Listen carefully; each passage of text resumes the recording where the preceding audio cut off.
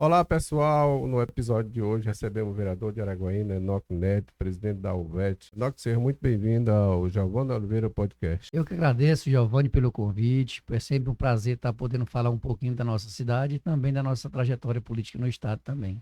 Enoque, como é que tem sido sua atuação como parlamentar de Araguaína para fiscalizar o executivo e garantir transparência na gestão? Giovanni, eu sempre tive essa tranquilidade na Câmara. Eu estou no meu terceiro mandato de vereador e meus 3 mandatos foi pautado sempre no que era bom eu votar. E o que não fosse também não votaria. Então eu carrego essa marca de todos os projetos bons que foi desempenhado na cidade. Chame o dedo do vereador Enoque Neto votando lá a favor. E também aqueles que eu não concordava e que eu não acreditava que seria bom para a cidade de Araguaína também votei contra. Então, essa tranquilidade, essa liberdade política me dá uma tranquilidade de andar tranquilo.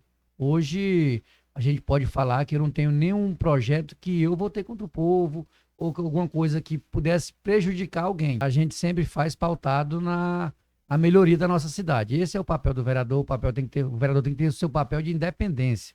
A gente não está lá para ser oposição ou situação. A gente está lá para ser para o que é bom para a cidade de Araguaína. E essa forma que eu tenho levado no nosso mandato.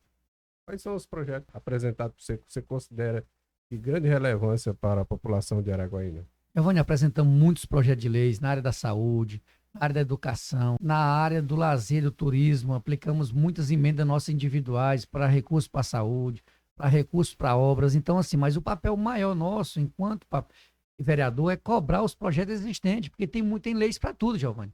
Se você analisar, tem lei para o idoso, para as crianças que têm autismo, para as crianças menores, mas as leis não são aplicadas de fato. Então, às vezes, a população fica à mercê de uma lei que não é aplicada. E qual é o papel do vereador? É fiscalizar e legislar. Então, a gente está fiscalizando que essas leis sejam aplicadas e que as políticas públicas, de fato, possam acontecer na cidade de Araguaína.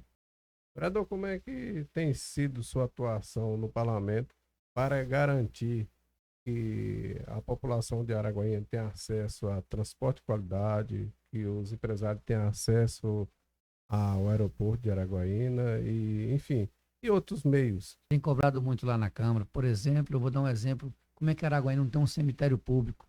A gente está desde o primeiro mandato cobrando que Araguaína tenha um cemitério público, que Araguaína possa ter um transporte público de qualidade. Hoje o transporte público de Araguaína é caótico. Você vê briga de pessoas no trânsito porque não tem um transporte de qualidade. Então Araguaína precisa avançar muito nesse quesito. Araguaína precisa avançar muito na saúde pública. Araguaína precisa avançar muito, Giovanni, também na questão do turismo, na questão do lazer, do esporte. Tem muita coisa que ainda falta. Então, o nosso papel lá na Câmara, eu tenho cobrado muito que isso possa acontecer. A gente tem feito um papel de cobrança ao município, ao executivo, para que possa fazer políticas para a nossa cidade. Não só para uma ala, não só para uma classe.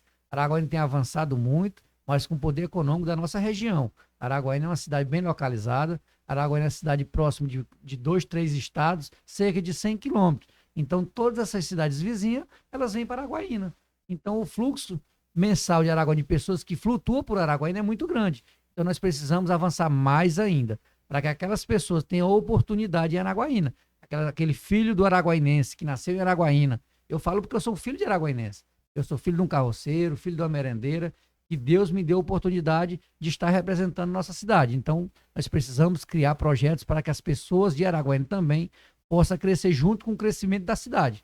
Não só a cidade crescer e as pessoas ficar para trás. Então, a gente tem cobrado muito para que a cidade possa desenvolver e ajudar todos os seus moradores da nossa cidade. Quais são os principais desafios que o senhor considera para Araguaína nos próximos anos? Desafios é a gente colocar que a nossa carga tributária não seja tão grande na nossa cidade.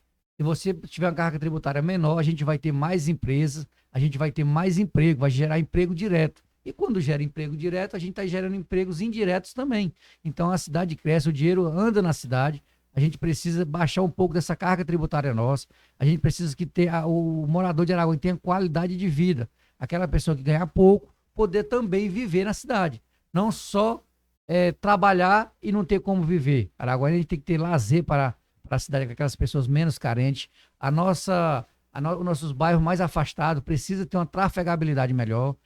Quando tem um momento chuvoso, Araguaína para. Araguaína hoje, quando tem uma chuva em Araguaína, Giovanni, é perigoso você pegar seu carro e andar no centro da cidade. porque Araguaína está alagando todas as chuvas. E isso não é de hoje, não é desse ano, não é do ano passado, isso tem mais de 10 anos. E nós tivemos um projeto aí que foi votado pela Câmara, que é Águas de Araguaína, que parece que de fato é Águas para Araguaína, porque toda vez que chove, só aumenta. Então a gente tem que avançar nas obras impactantes, mas também pensar nas obras básicas, que é o saneamento básico, que é a trafegabilidade daquelas pessoas que precisam e principalmente dar condições para as pessoas que mais precisam de políticas públicas.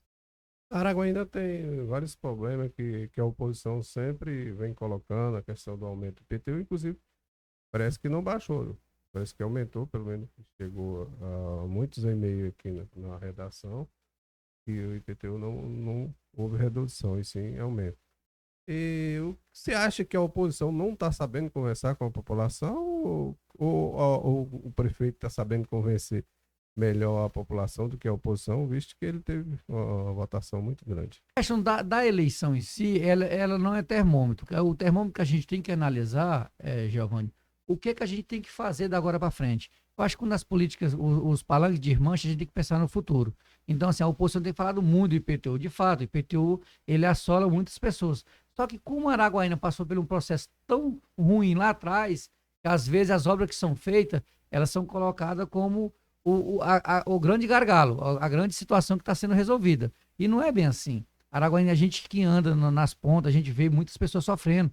Araguaína tem um índice muito grande de pessoas que realmente passam fome.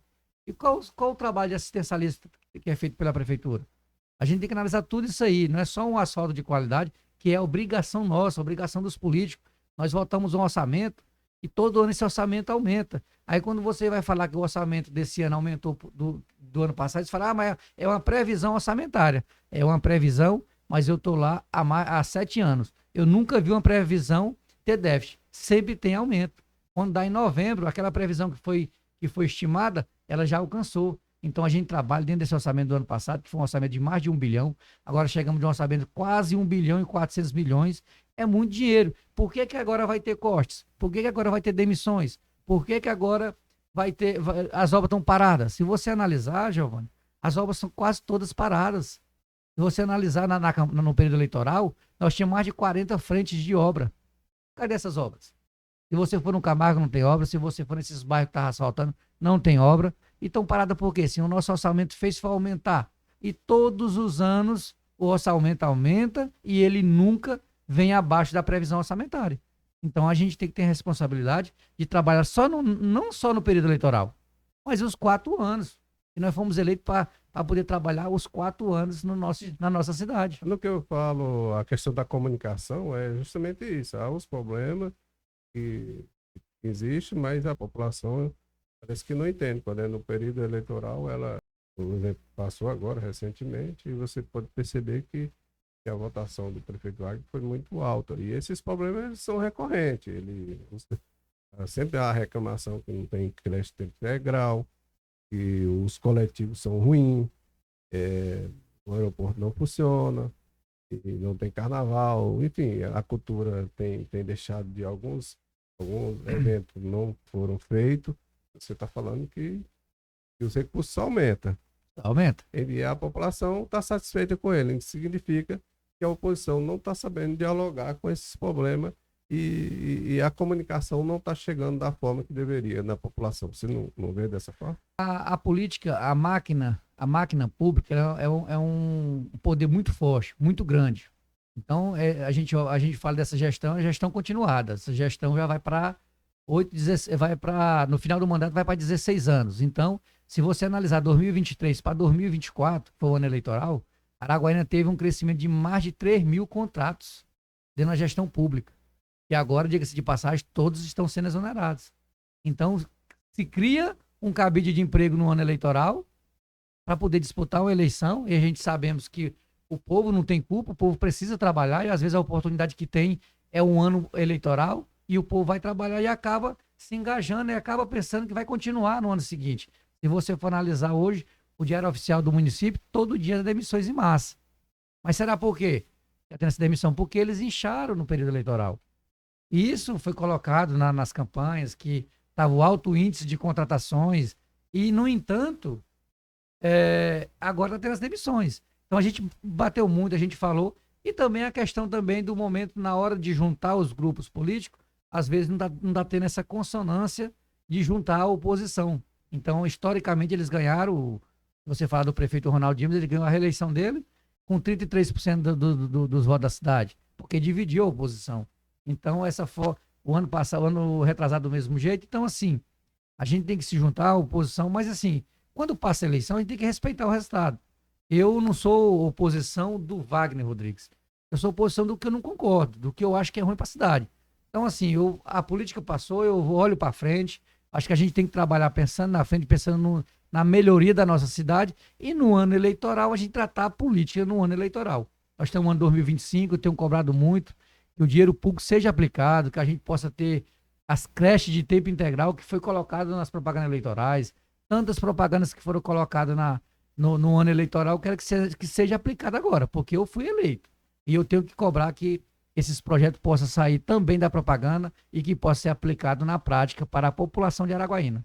Porque se for aplicado, quem ganha é nossa cidade, quem ganha é os moradores de Araguaína. Eu que sou filho de Araguaína. Pelo que eu fico entendi, feliz. você está dizendo que foi proposto durante o programa eleitoral, não está sendo entregue pela gestão. Ainda não. A previsão foi feita do ano passado para esse, então tinha muitas coisas que eram para estar sendo aplicadas. Teve um projeto lá na Câmara que era um empréstimo para asfaltar alguns bairros, inclusive o setor Camargo, né? Eu, no momento, votei contra naquele projeto porque eu entendia que Araguaína já tinha recurso suficiente para fazer aquele asfalto, que era uma contrapartida. E o município foi lá e fez o empréstimo. E a obra está parada. Se você for naquele buracão ali perto do Detran, a famosa obra do buracão que é falada, todo ano aquela obra tá parada. Começa e para, começa e para. Aí a chuva vem, desmancha o que foi feito uma parte. Aí depois eles voltam de novo. E nunca termina. A Via Norte aqui tem uma boa parte dela que ficou parada há quanto tempo? Teve que fazer reparos. Quantos bairros que teve que fazer reparos?